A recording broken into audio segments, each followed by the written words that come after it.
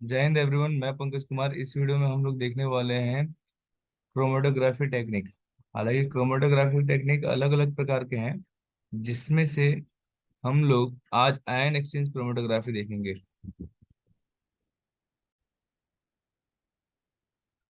तो हम लोग चर्चा कर रहे हैं कि जो क्रोमेटोग्राफी टेक्निक है वो क्या वाकई में इतनी मुश्किल है, या फिर इसको इतना मुश्किल बना दिया जाता है टॉपिक की वजह से। इन द सेंस कि जो टॉपिक है वो बहुत ही इजी है, ये बहुत ही टफ नहीं है, और ये एकदम सिंपल है, जैसे हम लोग बचपन में खेला करते थे। ऐसे कि मैं कोशिश कर रहा हूँ आपको कि इसको बहुत सिंपल तरह से मैं बताऊं। तो अगर आपको कुछ फिल्टर करना था, तो हम लोग फिल्टर कैसे करते थे? एक कपड़ा लगाते थे ऊपर, और इस कपड़े के ऊपर से हम लोग क्या करते थे? Just will pass with the all the solid materials, all the liquid materials, okay. Then what will be happen? Everything will be solid particle will be stay here only on the membrane, and all the fluid particle will be goes down along with the water. The few mist of the particles will also go down. Okay, so this was the simple technique. Now, as we all of us we know कि जो पानी, बरसात का पानी होता है, जो जमीन के नीचे जाता है, तो उस अलग अलग लेयर से होते हुए जाता है। और वो अलग अलग लेयर से होते हुए जब जाता है, तो वो पानी जो होता है वो पूरा प्यूरिफाई हो जाता है और वो सेटल्ड हो जाता है एकदम नीचे। तो ये एक मैंने पहले एग्जांपल बताया आपको किसका, जो आपने बचपन में खेला होगा, और उसको कैसे चीज मिट्टी और पानी से खेल के आप उसको फिल्टर करते थे, वो सारी चीजें मैं बता रहा हूँ। अब मैं मूव कर रहा हूँ एक नेचुरल प्रोसेस पे, जब जहाँ पे पानी, बरसात का पानी एकदम कंप्लीटली प्यूरिफाई हो जाता है। ठीक। तो बरसात का पानी जब भी ऊपर से आता है, तो उसमें बहुत सारे पेबल्स होते हैं, बहुत सारे पत्थर होंगे, पत्थरों से पास होते हुए फिर वो कहाँ जाता है? उन गैप्स से होते हुए फिर वो जमीन में चला जाता है। तो कुछ चीजें वो, जो भी प्यूरिफाइड चीजें होती है, जो भी प्यूरिफाइड वाटर होता है, वो एकदम नीचे जाके फिर वो सेटल हो जाती है। ठीक है। और ये बहुत ही अच्छा पानी होता है, जिसको हम लोग इजीली पी सकते हैं। लेकिन वही पानी जब वो एटमोसफेयर में है, तो उस चीज को हम लोग नहीं पी पाते। मुद्दा क्या है? मुद्दा ये है कि हम लोग उस पानी में, जो जो भी पानी था, उस पानी में जो भी वेस्ट मटेरियल था, उसको हम लोग सेपरेट किया, और पानी के मॉलिक्यूल्स को हम लोग ने सेपरेट करके उसको एकदम प्यूरिफाई किया है।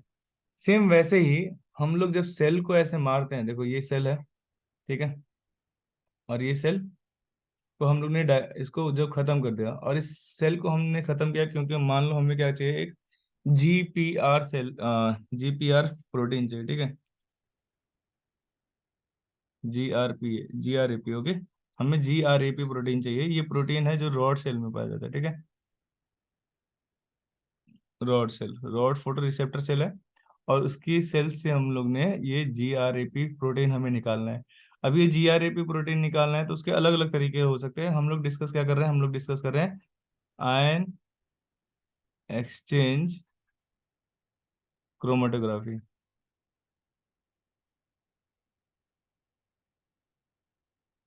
ग्राफी। तो आयन एक्सचेंज क्रोमेटोग्राफी हम लोग डिस्कस कर रहे हैं। इसमें मैंने कहा कि ये सेल लिया, आपने सेल को मारा, और सेल से आपको ये प्रोटीन चाहिए। अब इस सेल में बहुत सारे प्रोटीन होंगे, जिस जिसमें से आपको ये जीआरएपी प्रोटीन आपको आइसोलेट करना है। तो आपको जीआरएपी का मेन मकसद क्या है? कि आपको पता होना चाहिए कि जीआरएपी किस अमीनो एसिड से बना हुआ है, ठीक है। तो ये जीआरएपी ग्लूटामिक अमीनो एसिड से बना हुआ है, ग्लूटामिक अमीनो एसिड से बना हुआ है। और ये जो ग्लूटामिक अमीनो एसिड होता है, वो नेगेटिवली चार्ज होगा, ठीक है। अब अगर किसी तरह से आप सेल लाइसेट से, ये रॉड सेल्स में से जीआरएपी के ग्लूटामिक एसिड के इस नेगेटिव चार्ज को यूज करके, अगर आप इसको किसी पॉजिटिव चार्ज से अगर आप बाइंड करते हैं, तो आराम से आप इसको सेपरेट कर सकते हैं बाकी सेल लाइसेट से, है ना। तो क्रोमेटोग्राफी टेक्निक में यही चीजें होती है, जिस जिस तरह से आपने देखा ना यहाँ पे, कि एक लिक्विड मटेरियल जा रहा था, जैसे हम लोग ने अभी एग्जांपल देखा। जब आपने जमीन में जब पानी जाता है, तो जो पानी होता है, जो वेस्ट पानी होता है, वो अनप्यूरिफाइड पानी होता है, वो मोबाइल नेचर का होता है।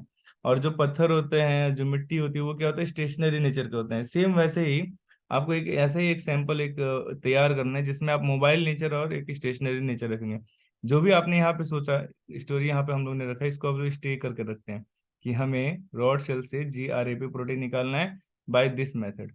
ठीक है, जो अभी हम लोग ने देखा। तो यहाँ पे दो टर्म है, एक है मोबाइल फेज, एक मोबाइल फेज है और एक क्या है, दूसरा है स्टेशनरी फेज। ठीक है, दूसरा स्टेशनरी फेज है। और ये स्टेशनरी फेज आपने यहाँ पे देखा कि यहाँ पे इस अर्थ के केस में यहाँ पे जो पेबल्स है, पत्थर है, वो सारे स्टेशनरी फेज है। उसी तरह से हमें अपने कॉलम में, ये कॉलम अलग अलग तरह का हो सकता है और इसके अलग अलग तरीके हो सकते हैं। ये कॉलम में हम लोग कुछ अलग अलग तरह के पेबल्स देंगे और जो होगा वो स्टेशनरी फेज होगा। ठीक है, वो स्टेशनरी फेज कहलाएगा। इसको थोड़ा सा हम लोग मॉडिफाई करते हैं। हाँ,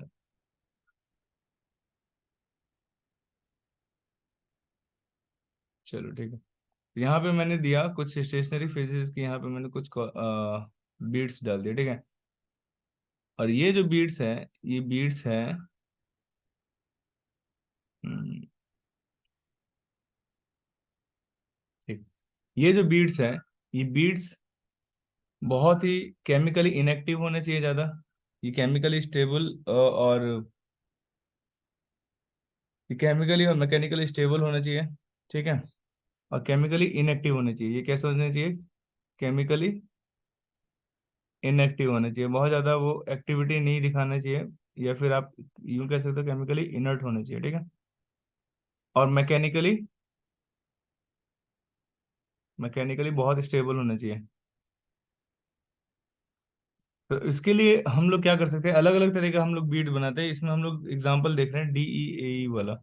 तो जब DEAE का अगर आप एग्जांपल देखोगे तो यहाँ पे एक सेलुलोज है जो इसको सपोर्ट दे रहा है। ये क्या है, सेलुलोज होगा, ये सपोर्ट दे रहा है इसको। अब इस सेलुलोज से आपने जोड़ दिया एक DEAE मॉलिक्यूल। ठीक है, और ये जो DEAE मॉलिक्यूल है, ये यहाँ पे एक कार्बन है और यहाँ पे भी एक कार्बन और CH3। ठीक है, यहाँ पे पॉजिटिव चार्ज, इसके 3 वैलेंसीज हो गए। चलो ठीक है,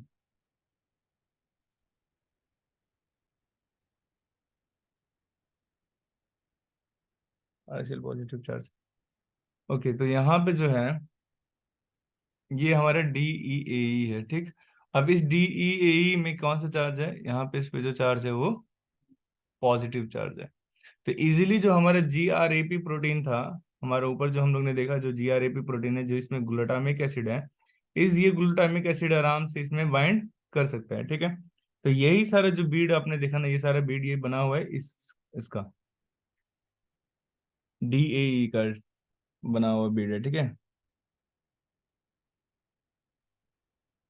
तो यहाँ तक तो मुझे लगता है कि आपको कोई किसी तरह की कोई परेशानी नहीं होगी। तो अब आप क्या करोगे, अब मोबाइल फेज आप डालोगे। मोबाइल फेज मतलब कि जो मूविंग फेज होगा। ठीक है, तो जो मूविंग फेज है आपका, जो मूविंग फेज है उसमें आपने क्या रखा है, GRAP प्रोटीन रखा है। और GRAP प्रोटीन कैसा होना चाहिए, GRAP प्रोटीन आपका,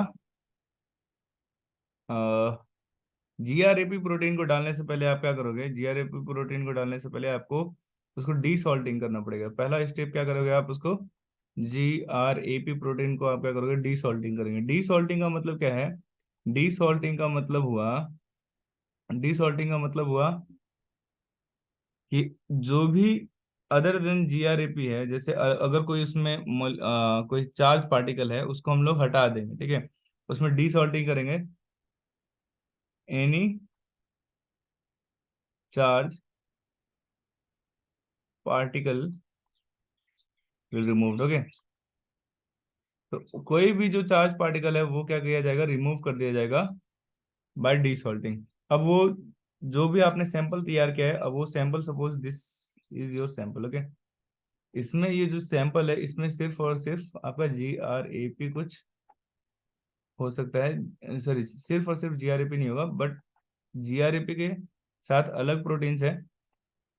और ये जो अलग प्रोटीन्स है, इनका pH 7 पे, हो सकता है कि इनका pH 7 पे पॉजिटिव चार्ज हो, नेगेटिव चार्ज हो, ठीक है, न्यूट्रल हो, कुछ भी हो सकता है, ठीक है। लेकिन हमें ये पता है कि जीआरएपी का जो चार्ज है वो कितना है, वो नेगेटिव चार्ज है इस सैंपल के अंदर एट pH 7। ठीक। आपने डिसॉल्टिंग कर लिया, डिसॉल्टिंग के बाद से जो प्रोटीन के अलावा जो भी चीजें होंगे, जो मॉलिक्यूल्स होंगे जो चार्ज दे रहे हैं वो खत्म हो जाए, आयंस वगैरह, ठीक।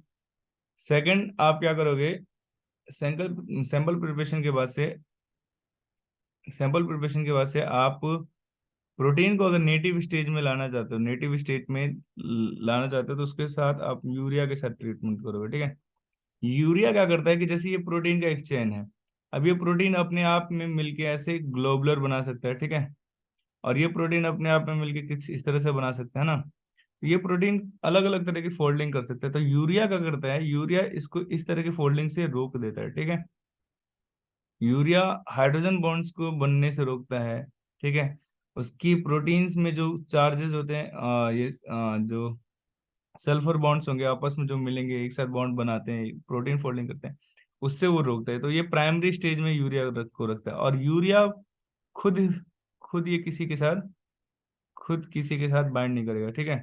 खुद किसी से बाइंड नहीं करेगा, ठीक है, नहीं करेगा। खुद किसी से बाइंड नहीं करेगा मतलब कि यहाँ पे वो डी ई ए ई से बाइंड नहीं करेगा, ये बोलने का अर्थ है, ठीक। अब तीसरा आपको क्या करना है, तीसरा काम आपको ये करना है कि आप डायरेक्टली आप मोबाइल अपने अपना सैंपल प्रिपेयर कर लिया, और सैंपल प्रिपेयर करने के बाद से अब आप उसको पास करेंगे, ठीक। अब आप उसको पास करेंगे तो ये आपका कॉलम है, थोड़ा बड़ा कॉलम बनाते हैं, है ना। ये आपका कॉलम है। आ,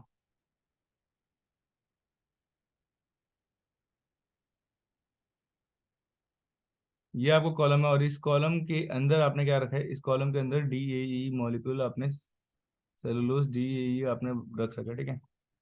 ये रहा सेलुलोज DAE, DAE, ठीक है। ऐसे बीच में भी होगा, तो हम लोग ने ऐसा बना दिया। अब आप उसमें सैंपल पास कर रहे हो, सैंपल आपका ये है, सैंपल ये आपने डाल रखा है, ठीक है। और ये सैंपल्स में इस सैंपल्स में आप क्या करोगे, इस सैंपल्स में आप डालोगे अपने मॉलिक्यूल्स, जैसे ये पॉजिटिव, ये नेगेटिव मॉलिक्यूल है जीआरपी के, और ये पॉजिटिव मॉलिक्यूल है, ये जीआरपी है, ठीक है। अब जीआरपी जब भी आएंगे तो यहाँ पे इसके साथ बाइंड करके, जीआरपी इसके साथ बाइंड कर गया, इसके साथ बाइंड कर गया, इसके साथ बाइंड कर गया, तो ये सारे जीआरपी इसके साथ बाइंड कर चुका है, ठीक। नाउ अब बाकी बाकी के जो भी अननेसेसरी प्रोटीन्स होंगे, वो अननेसेसरी प्रोटीन यहाँ से फिर पास हो जाएंगे, ठीक है। अननेसेसरी प्रोटीन यहाँ से सारे पास हो जाएंगे। और फिर आप उसको फिर फाइनली क्या करोगे, उसको वेस्ट वॉश थ्रू में दे दोगे, ठीक है। नॉट वॉश थ्रू,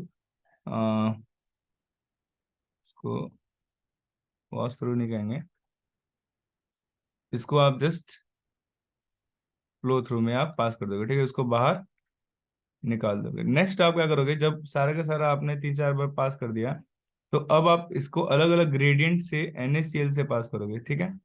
NaCl टूट के क्या बना देगा, Na+ और Cl- बना देगा, ठीक है। Na+ और Cl- बना देगा, Na+ और Cl- बना देगा, तो फिर वो क्या होगा,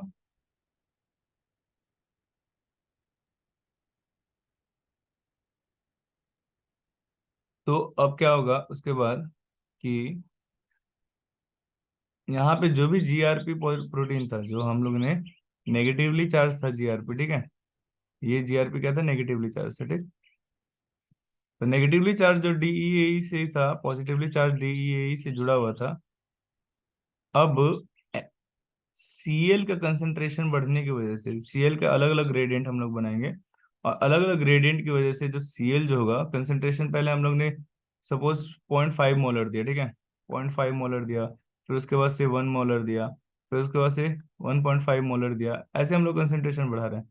तो जो भी वीकली बाइंड मॉलिक्यूल्स होंगे वो इजीली क्या करेंगे, वो डीईए से डिटैच कर जाएंगे, ठीक है। तो यहाँ पे जो डीईए सारा यहाँ पे पड़ा हुआ है, ये ये ये दिस, सो तो डी तो पॉजिटिवली चार्ज है, ठीक है, सारा पॉजिटिवली चार्ज है।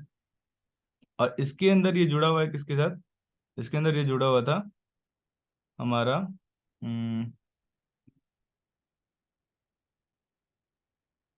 इसके अंदर ये जुड़ा हुआ था हमारा जीआरएपी प्रोटीन से, ठीक है। ये ब्लैक वाला क्या है, ब्लैक वाला जीआरएपी प्रोटीन है, ठीक है, जीआरएपी प्रोटीन, ठीक है, रेडोप्सिन वाला प्रोटीन, ठीक।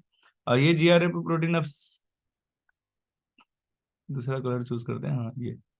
अब ये जो क्लोरीन आ गया, ये क्लोरीन के आने की वजह से क्या करेगा, अब थोड़ा एक क्लोरीन है तो कोई फर्क नहीं पड़ेगा, क्लोरीन आराम से फिर बाहर निकल जाएगा, ठीक है। जब आप 1 मोलर बढ़ा रहे तो वहां पे बहुत सारे क्लोरीन आ गए, ठीक है, बहुत सारे क्लोरीन आ गए। अब इसके कंसेंट्रेशन के बढ़ जाने की वजह से क्या होगा, इसके ग्रेडियंट बढ़ जाने की वजह से ये इस पे, ये इसकी पोजीशन लेना चाहते हैं, ठीक है।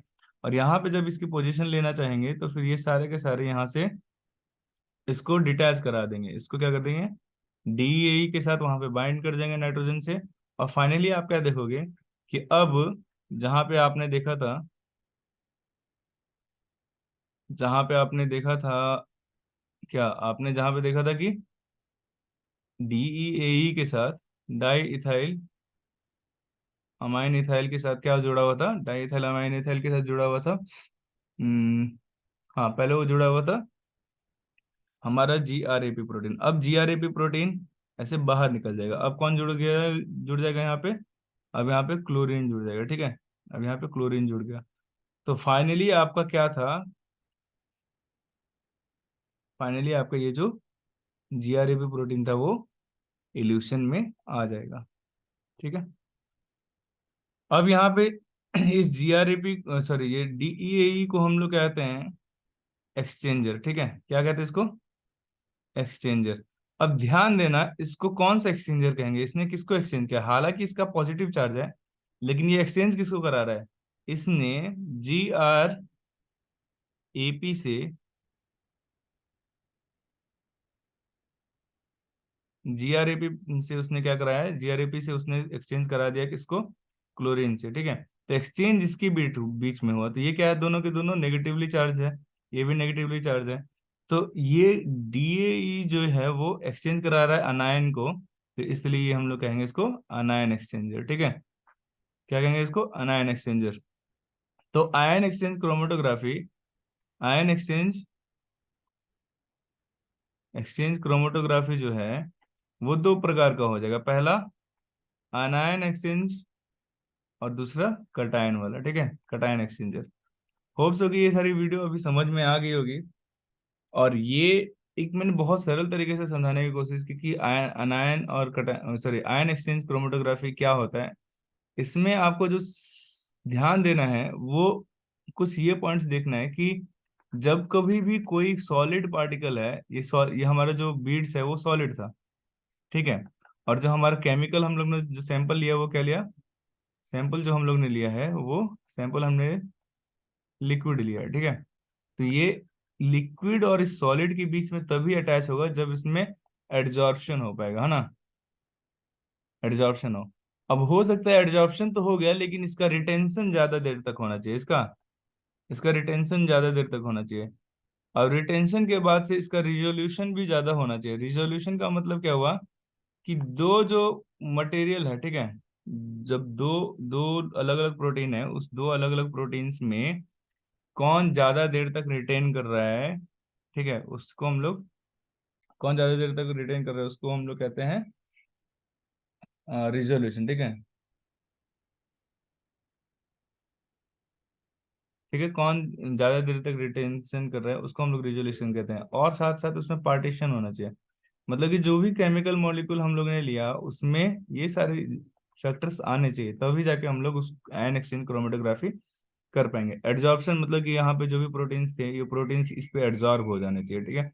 सेकंड, ये एड्जॉर्ब तो हो गया लेकिन उसको ज्यादा देर तक रुका होना चाहिए, ऐसा नहीं कि मतलब एड्जॉर्ब एड्जॉर्ब हुआ और फिर फटाक से यहाँ से टूट के नीचे गिर गया, ठीक है, ऐसा नहीं होना चाहिए। दूसरा काम की रिटेंशन, रिटेंशन के बाद से रिजोल्यूशन होना चाहिए, मतलब कि यहाँ पे एक ग्रीन प्रोटीन भी आ गया है। अब ये जो ग्रीन प्रोटीन है, और इस ग्रीन प्रोटीन में और ब्लू प्रोटीन में कौन ज्यादा देर तक उनका रिटेंशन है, उनका डिफरेंस क्या है, उसको रिजोल्यूशन कहते हैं। और फिर पार्टीशन, पार्टीशन मतलब कि आप ग्रीन और ब्लू प्रोटीन दोनों के बीच में पार्टीशन कर पाओ।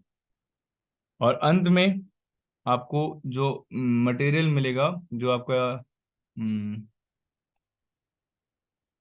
जो फ्लो थ्रू कह रहा हूँ, जो आपका इल्यूशन होगा, वो इल्यूशन में आपका ये आपका GRAP प्रोटीन आ जाएगा। इसी तरह से हम लोग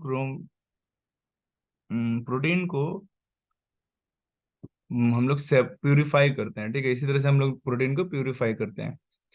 इसके अलावा भी हम लोग देखेंगे एफिनिटी क्रोमेटोग्राफी, ठीक है। और इसके अलग अलग मूड्स पे देखते हैं, ठीक है। ये ओपन कॉलम था, HPLC,